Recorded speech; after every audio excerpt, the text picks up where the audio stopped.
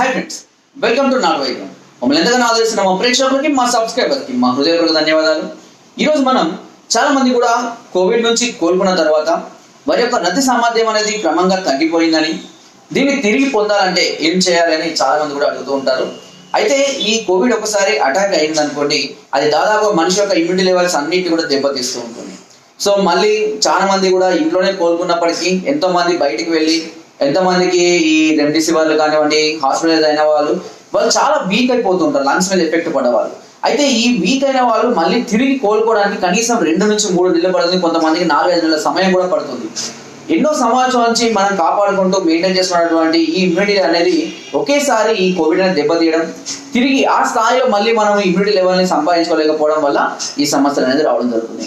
అయితే ఈ సమస్యతో ఎవరైతే ఇమ్యూనిటీ లెవెల్ తగ్గిపోయి కోవిడ్ ఒకసారి అటాక్ అయ్యి మళ్ళీ తగ్గిన వాళ్ళు ఎవరైతే ఉంటారో వాళ్ళకి ఏమవుతుందంటే హార్మోన్స్ లెవెల్స్ అంటే స్వల్పంగా తగ్గిపోవడం అనేది జరుగుతుంది. సో దీనివల్ల పెద్ద భయపడాల్సిన అవసరమే లేదు, సమస్య కూడా ఏమీ లేదు. మళ్ళీ కొద్ది రోజులు మనం మంచి ఫుడ్, మంచి వ్యాయామం, మంచి ఎక్సర్సైజ్ తీసుకుంటూ, టైం టు టైం ఫుడ్ తీసుకుంటూ, ప్రోటీన్ ఫుడ్, ఫైబర్ ఫుడ్ కనుక ఎక్కువగా తీసుకుంటూ, స్ట్రెస్ లోన్ అవ్వకుండా ప్రశాంతంగా ఉన్నట్లయితే తప్పకుండా మళ్ళీ కొద్ది రోజుల్లోనే దీని నుంచి మనం పూర్తి స్థాయిలో మళ్ళీ రికవరీ అవుతాం. చాలా మంది భయపడుతున్నారు, ఎందుకంటే అప్పుడు బాగున్నాను, ఇప్పుడు నా ఇమ్యూనిటీ తగ్గిపోయింది, నా స్టామినా తగ్గిపోయింది, నేను పూర్తి స్థాయిలో ఇదివరకు చేసినట్టుగా నేను చేయలేకపోతున్నాను. కొంతమందిలో శీఘ్రస్ఖలన సమస్యలు, కొంతమందిలో అంగస్తంభన సమస్యలు, ఇలా చాలా రకాల సమస్యలు కూడా చాలా మంది ఈ కోవిడ్ తర్వాత ఎదుర్కొంటున్నారు. వాస్తవానికి దీనివల్ల వచ్చినటువంటి ఈ సైడ్ ఎఫెక్ట్ ని తగ్గించుకోవడం పెద్ద విషయమేం కాదు.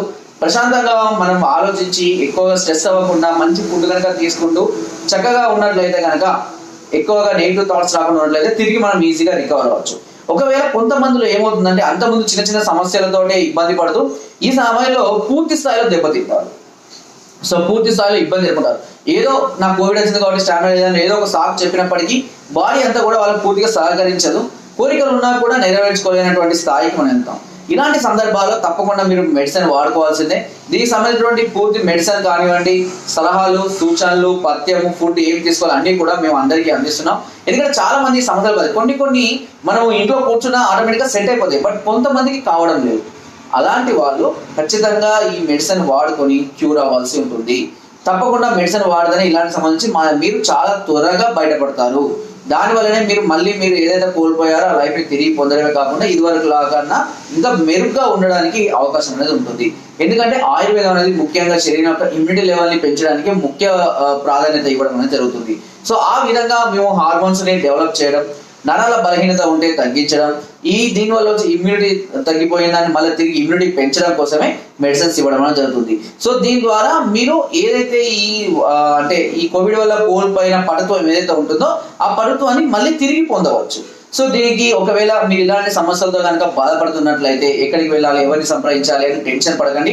పైన స్క్రోల్ నెంబర్స్ కి ఫోన్ ద్వారా కానివ్వండి, వాట్సాప్ ద్వారా కానివ్వండి, కింద డిస్క్రిప్షన్ ఉన్న అడ్రస్ కానీ నేరుగా మమ్మల్ని సంప్రదించి ఈ సమస్యలకు పూర్తి పరిష్కారాన్ని కూడా మీరు పొందవచ్చు.